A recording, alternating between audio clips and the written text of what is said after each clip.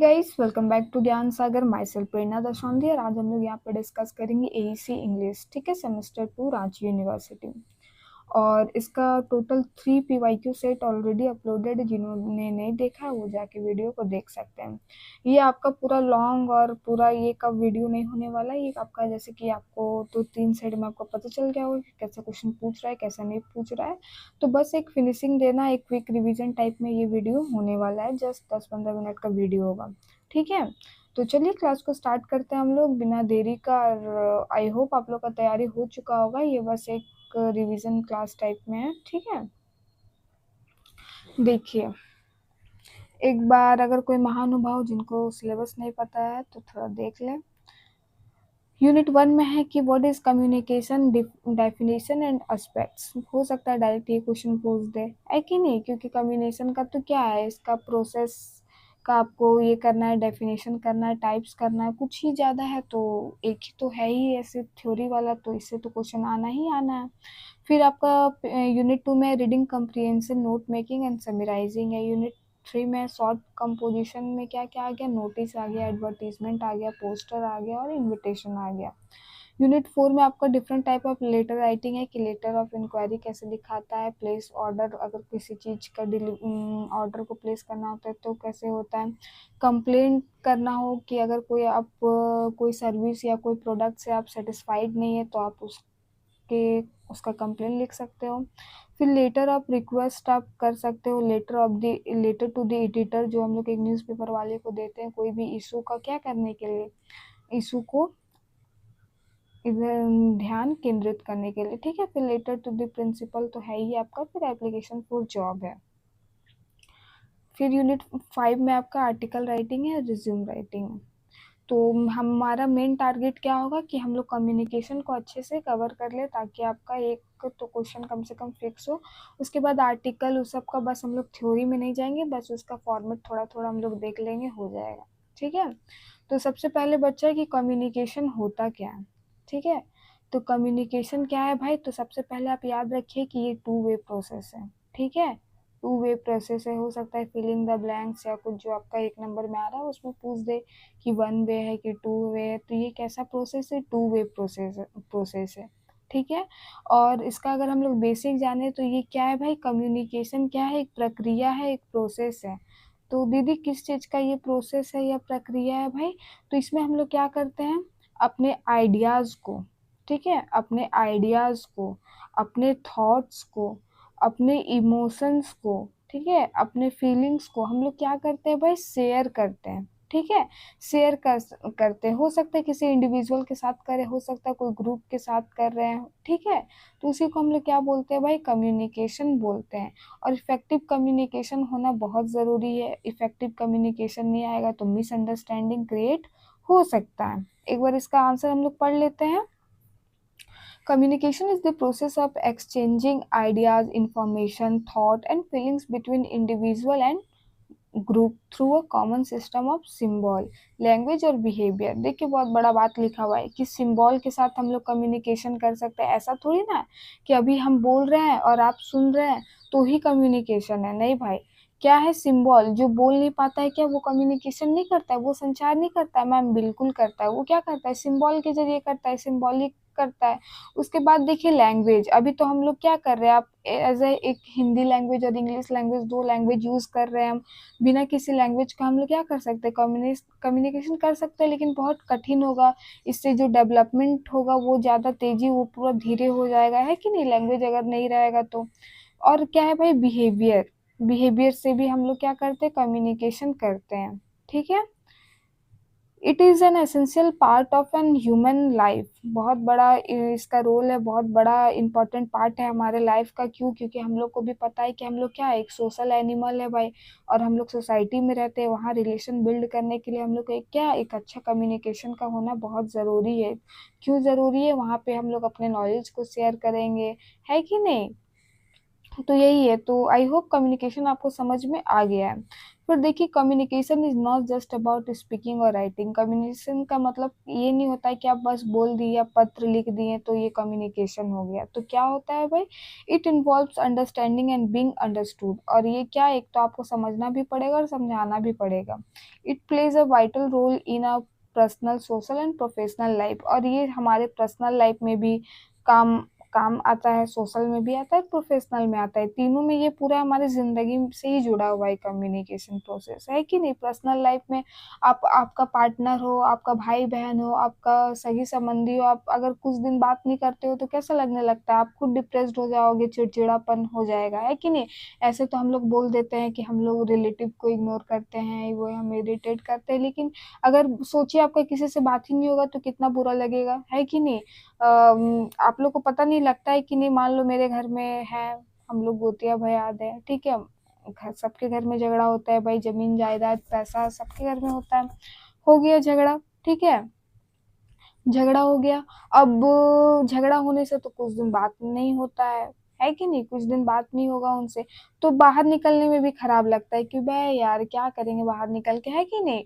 तो ये क्या हुआ, ये एक हमारे लाइफ को बहुत ज्यादा ये सब क्या करता है, इम्पैक्ट डालता है ना, कम्युनिकेशन। चलिए इसके कुछ मेन एस्पेक्ट्स हैं, तो क्या है भाई, ये एस्पेक्ट्स बहुत इंपॉर्टेंट है। इधर तो हम लोग ऊपर में डेफिनेशन पढ़ लिए कि क्या होता है कम्युनिकेशन, अब हम लोग इसके एस्पेक्ट्स पढ़ेंगे, तो टोटल 6 होगा, 6 7 7 है ना, 9, मतलब 6 है, मेनली 6 है, 7 तो नॉइज बैरियर वो दूसरा कुछ हो गया, ठीक है। इसके प्रोसेस में 6 एस्पेक्ट्स हैं, क्या है इसका देखिए। सबसे पहला कौन होता है भाई, सेंडर। तो सेंडर कौन होगा, जैसे कि हम अभी आपको पढ़ा रहे हैं तो हम क्या हो गए, सेंडर हो गए। फिर हम क्या करेंगे, एक मीडियम होगा, जो मेरा मीडियम अभी क्या है, सोशल मीडिया है, यूट्यूब है, यूट्यूब के जरिए आपके पास जाएगा, है कि नहीं। फिर आप क्या करोगे, उसको रिसीव करोगे, रिसीव करने के बाद बहुत बच्चा कमेंट में थैंक यू लिखेगा, बहुत बच्चा बोलेगा मैम समझ में नहीं आया, बहुत बच्चा बोलेगा मैम कि आपका आवाज़ सही से नहीं आ रहा है, आपका आवाज़ इरिटेटिंग लग रहा है, बहुत बच्चा बोलेगा आपका आवाज़ बहुत अच्छा लग रहा है। उसके बाद आप क्या करते हो, रिसीव करने के बाद आप क्या देते हो, फीडबैक देते हो। और फीडबैक और रिसीव करने के बीच में एक बहुत बड़ा वर्ड होता है, क्या होता है भाई, डिकोड करना, ठीक है। डिकोड करना, कब वो डिकोड करेगा, जब उसके पास चला गया मैसेज, चला गया मैसेज जाने के बाद वो रिसीव किया, रिसीव करने के बाद, रिसीव करने का मतलब तो ये नहीं है कि उसको समझ में आ गया होगा, डिकोड करना का मतलब अंडरस्टैंड, ठीक है। डिकोड करना का मतलब क्या होता है, अंडरस्टैंड। जो अभी हम कम्युनिकेशन का डेफिनेशन बताएं, जो इसका एस्पेक्ट्स बता रहे हैं, वो आप क्या कर लिए, डिकोड कर लिए। कैसे डिकोड कर लिए भाई, आपको समझ में आ गया कि कम्युनिकेशन क्या होता है भाई, ये तो मेरे को समझ में आ गया वीडियो देखने के बाद, और इसके एस्पेक्ट्स भी समझ में आ गए, तो that's called what, decoding, okay. Encoding और डिकोडिंग में छोटा सा डिफरेंस है, ये वाला आपको याद नहीं रखिएगा तो बस गलत हो जाएगा। तो डिकोड का मतलब क्या होता है, अंडरस्टैंड। पहले भी बताएं कि कोई पजल वगैरह, कोई बात वगैरह, हम लोग क्या कहते हैं, भाई हम तो डिकोड कर लिए, दैट मीन क्या, हम तो समझ लिए उसको, ओके। वो क्या कहलाता है, डिकोडिंग कहलाता है, समझे। तो सेंडर क्या होगा भाई, एक बार इसको पढ़ लेते हैं। The sender is the person who initiates the communication, he or she an idea or message to convey. A good sender must be clear, confident in expressing the message. एक good sender का क्या होगा, वो अपने बातों को clearly रखेगा, confidently रखेगा, ठीक है, और अपने बात को express कर पाएगा, either through what, राइटिंग और स्पीकिंग, ओके। तो सेंडर वो हो गया। फिर क्या होगा, सेंडर तो रसगुल्ला भेजेगा नहीं, क्या भेजेगा, कुछ मैसेज ही भेजेगा, कोई इंफॉर्मेशन भेजेगा, कोई डेटा भेजेगा, हो सकता है अपना फीलिंग भेजेगा, है कि नहीं। तो वो क्या कर रहा है, कम्युनिकेट करने का कोशिश कर रहा है। और ये कैसा होना चाहिए मैसेज, तो क्लियर होना चाहिए, कंसाइज होना चाहिए। जैसे कि तुम जाओ, तो बस मेरे को बोलना है तुम जाओ, तो उसको हम बस क्या लिखेंगे, तुम जाओ यहाँ से, ऐसा कुछ। अब ये नहीं कि तुम जाओ और उसको कुछ कुछ मिला के, नहीं, क्लियर होना चाहिए, कंसाइज होना चाहिए। जो बात अगर छोटे में समझ में आ जाता है तो हम लोग उसको क्यों बड़ा करेंगे, है कि नहीं। तो and meaningful so that the receiver can understand it easily. फिर थर्ड में आपका इनकोडिंग। इनकोडिंग क्या होता है भाई, जब हम लोग कोई भी, जब सेंडर किसी मैसेज को क्या करता है, किसी सिंबल में या कोई गेस्चर में जब उसको तब्दील करता है, जैसे कि अभी हम अगर हाय बोलना है आपको, तो वो हम क्या किए, मेरे दिमाग में हाय आया, एक मैसेज आया हाय, तो हम आपको पत्र में लिख के नहीं देखेंगे, क्या करेंगे, हैंडशेक करेंगे या हाय हेलो करेंगे। तो वो क्या होता है, इनकोडिंग करना। आइदर वो सिंबल हो सकता है, कोई गेस्चर, गेस्चर मतलब बॉडी गेस्चर, जो बॉडी लैंग्वेज के थ्रू हम लोग बोलते हैं उसको क्या बोलते हैं, गेस्चर बोलते हैं, ओके।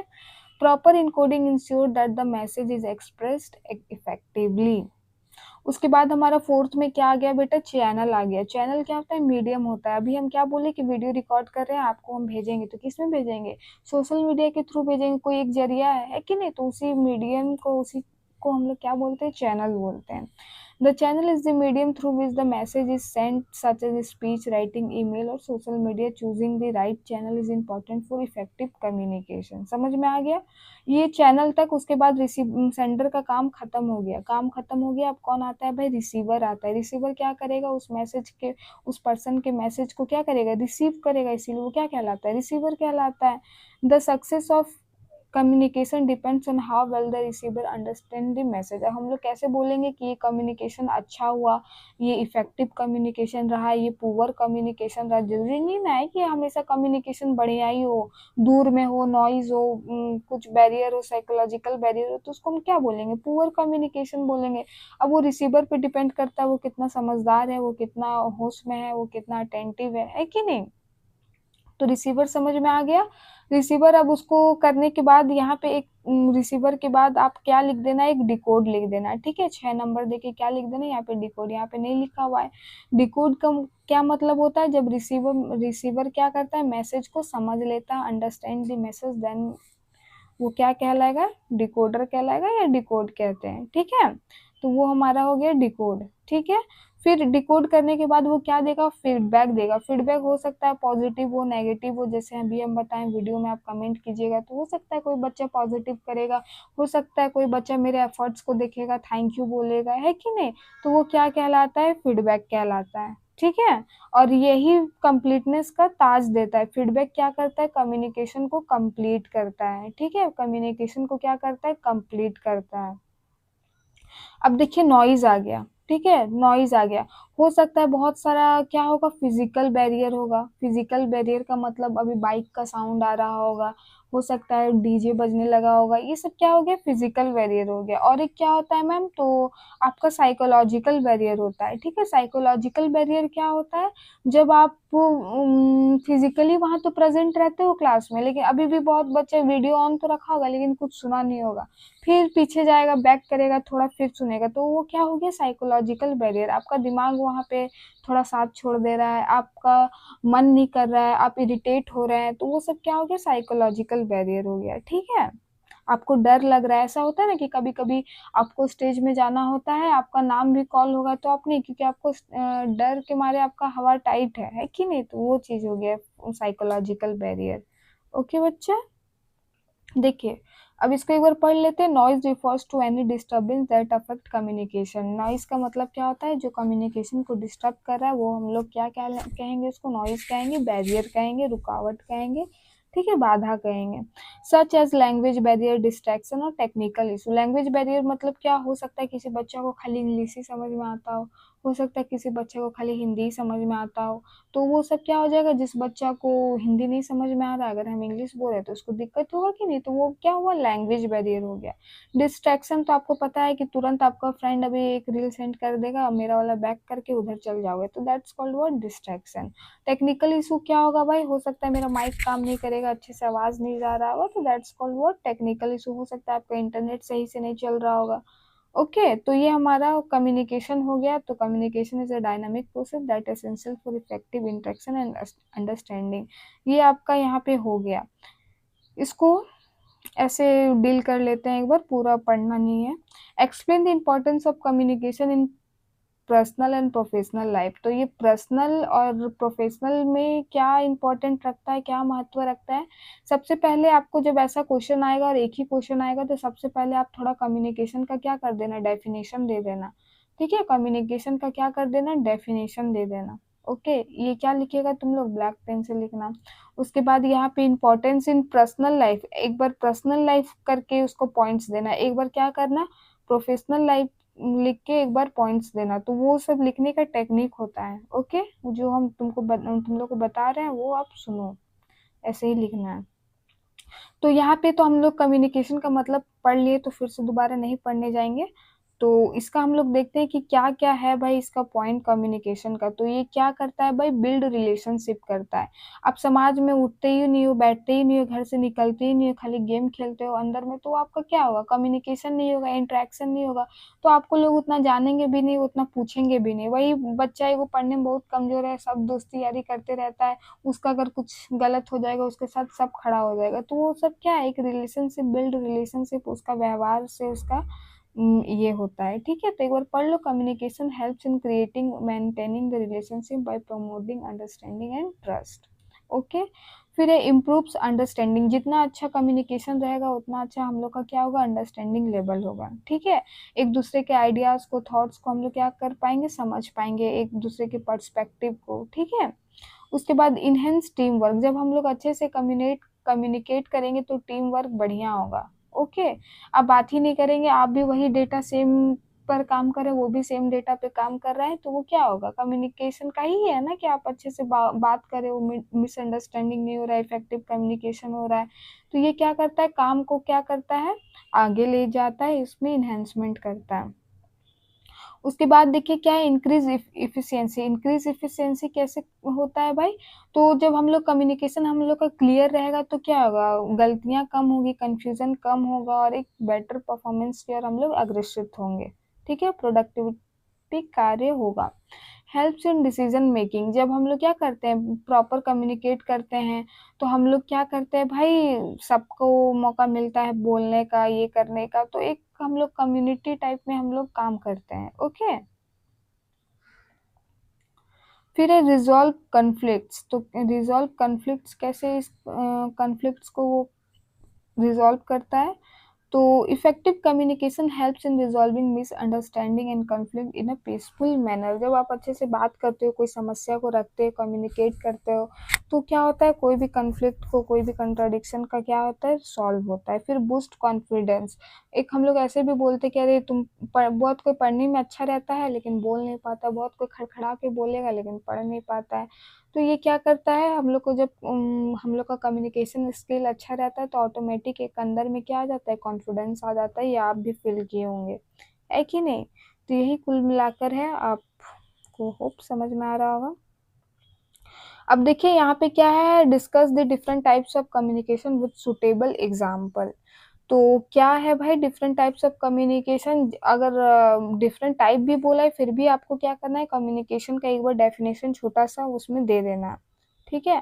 तो देखिए सबसे पहले क्या है, वर्बल कम्युनिकेशन। मेनली तो वो दो ये में बटा हुआ है। देखो क्या है, पहला वर्बल कम्युनिकेशन। इसमें हम लोग क्या करते हैं भाई, स्पोकन वर्ड्स या फिर लिख के हम लोग जब कम्युनिकेट करते हैं तो उसको हम लोग क्या करते हैं, वर्बल कम्युनिकेशन कहते हैं, ठीक है? जो मीटिंग में, कन्वर्सेशन में अभी बोल रहे हैं, तो ये सब क्या है, हमारा सब वर्बल कम्युनिकेशन में आता है।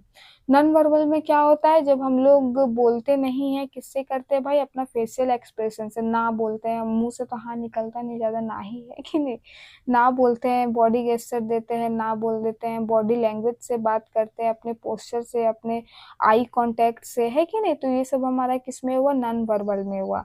Okay,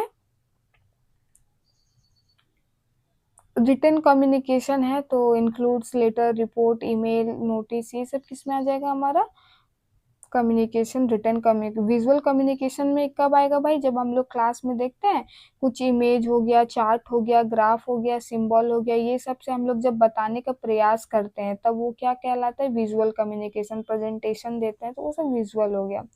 formal and informal communication क्या हो गया भाई, तो formal communication follows official channel organization such as notice, report. Informal communication casual text in place in everyday interaction. जो हम लोग अपना स्कूल, ऑफिस, प्रोफेशनल लाइफ में करते हैं वो फॉर्मल हुआ। इनफॉर्मल घर द्वार में फ्रेंड्स से जब हम लोग जैसे रहते हैं तो उसको क्या बोलेंगे, इनफॉर्मल बोलेंगे, ठीक है? फिर रीडिंग कम्प्रिहेंशन एक्सपीरियंस प्रोसेस है, तो ऐसे रीडिंग कम्प्रिहेंशन का तो नहीं आएगा, लेकिन एक बार देख लीजिए क्या होता है भाई, अंडरस्टैंडिंग द टेक्स्ट। टेक्स्ट को अच्छे से समझना। रीडिंग कम्प्रीहेंशन का मतलब बस रीडिंग नहीं करना, वो टेक्स्ट जो लिखा हुआ है उसको समझना, उसके आइडिया को समझना, क्योंकि एक वर्ड का तो बहुत सारा सिनोनिम होता है, एक वर्ड का दो अर्थ भी होता है। जैसे हिंदी का ही हम बोलते हैं काली घटा का घमंड घटा, तो काली घटा, एक घटा का मतलब बादल है और एक घटा का मतलब क्वांटिटी है। तो हम लोग को तो वहां समझना पड़ेगा कि इस घटा और इस घटा का मतलब क्या है, तो उसी को बोलते हैं अंडरस्टैंडिंग द टेक्स्ट। आपको समझना पड़ेगा कि ये वाला वर्ड यहाँ पे क्यों दिया हुआ है, इसका अर्थ क्या है, ठीक है। फिर आइडेंटिफाइंग की आइडियाज, जो वो बोलना चाहता है, बहुत सारा होता है कि डायरेक्ट वे में नहीं बोला जाता है, इनडायरेक्ट होता है, डीप मीनिंग होता है, डबल मीनिंग होता है, ठीक है। तो क्या हो जाएगा हमारा यहाँ पे, उसके आइडियाज को आइडेंटिफाई करना कि वो क्या बोलना चाहता है, ठीक है। फिर है देखिए इंटरप्रिटिंग द मीनिंग, क्या है भाई, it at this stage reader tries to understand the deeper meaning of the text. ये और भी ज्यादा उसके टेक्स्ट को समझने का इसमें प्रयास करता है, ठीक है, अलग टोन में, अलग पर्पस से, ओके। फिर एनालाइजिंग एंड इवैल्यूएटिंग, ये क्या है, the reader critically analyse the text, evaluates the ideas presented, this improves critical thinking skill. वो एनालाइज करता है, ठीक है, ऐसे नहीं कि देख के छोड़ दिया, तो मूल्यांकन करता है। फिर ड्राइंग कंक्लूजन, समझने के बाद आपको एक कंक्लूजन पॉइंट में आना पड़ेगा, तभी वो हमारा क्या कहलाएगा, कंप्रिहेंशन का पार्ट कहलाएगा, ठीक है।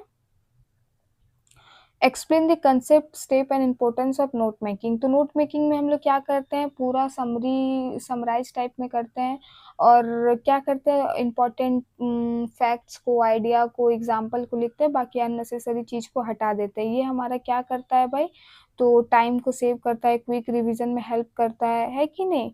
हम लोग उसका एब्रिविएशन छाट कर लिखते हैं, तो ये सब हमारा नोट मेकिंग का हो गया। फिर देखिए समराइजिंग क्या होता है, समराइजिंग आपको याद होगा कि स्कूल में 3 पेज का अगर स्टोरी रहता था, मैम लोग बोली थी पढ़ के आने, नहीं पढ़ के आए, अब जो 5 मिनट का ब्रेक मिला है उसी में आप हम लोग क्या करते थे, छोटा सा समरी पढ़ लेते थे भाई, कि कुछ तो बोल पाएंगे। तो वो हम लोग का क्या था, समरी था। समरी का क्या होता है भाई, तो देखिए इसके इम्पोर्टेंट स्टेप है कि पहले तो आपको पहले रीडिंग दी केयरफुली, सबसे पहले तो आपको सारा पढ़ना पड़ेगा कहानी को, मेन पॉइंट्स को समझना पड़ेगा, उसके बाद अपने आप तो ऐसा नहीं ना कि 4 लाइन उठा उठा के लिखिएगा, अपना ये से अंडरस्टैंडिंग से अपने वर्ड में आप लिखो उसको। फिर आप एक क्या करो, सीक्वेंस में, ये नहीं कि उठा के हम कुछ भी लिख दिए, जैसे जैसे उस कहानी में था वैसे ही आपको सीक्वेंस को मेंटेन करना पड़ेगा। कीप इट कंसाइज, क्या होगा, अननेसेसरी चीज को इसमें हम लोग को हटा के लिखना है। उसके बाद देखिए शॉर्ट कंपोजिशन से है, तो ये सब तो हम लोग बात कर लिए है ना पीवाईक्यू में, तो आई होप हो जाएगा आप लोग से। तो नोटिस में हम लोग बीच में नोटिस लिखते हैं, कैपिटल में डेट देते हैं, सब्जेक्ट देते हैं, और फिर लास्ट में सिग्नेचर वगैरह दे देते हैं, ठीक है। ज़्यादा अननेसेसरी चीज़ आपको लिखना नहीं है। एडवर्टीजमेंट में क्या करते हैं, कोई भी प्रोडक्ट का, ये का सेल के लिए लैपटॉप, तो देख लीजिए बहुत अच्छा, उसका आप सारा लिखिएगा ना, कि इसका कितना मेमोरी है कि नहीं, प्राइस कितना है, बैटरी बैकअप कितना है, ओके, रैम रोम कितना है, तो ये सब आपको बताना, प्रोसेसर कौन सा है। फिर design a poster on save environment, advertisement में बहुत सारा डिटेल होता है, इन्वायरमेंट सॉरी पोस्टर में क्या होता है, ये अट्रैक्टिव होता है, ठीक है, अट्रैक्टिव होता है, स्लोगन लिखा होता है, सेव अर्थ सेव इन्वायरमेंट ऐसे करके होता है, आई कैचिंग होता है, मतलब बहुत इसमें क्या अट्रैक्टिव होना चाहिए, लोग इसे देख के, क्या पोस्टर बनाने का मतलब क्या होता है, लोगों को जागरूक करना, ठीक है। तो एक अफेक्टिव वे में इसमें हम लोग अवेयरनेस फैलाते हैं, ठीक है, ओके। फिर है annual function of your college, invitation, तो इनविटेशन वाला भी आप लोग कर लेना, सारा फॉर्मेट एक बार देख लेना, ठीक है। फिर है कौन सा क्वेश्चन है, right a notice informing a student about the blood donation, ये सब आपका कुछ एग्जांपल है, आप लिख के इसमें ट्राई कर सकते हैं, ठीक है। सेकंड हैंड बाईसाइकिल है, तो बस उसी का बाईसाइकिल का कितना प्राइस है, ये सब कलर वलर सब आप लिख सकते हैं, ठीक है।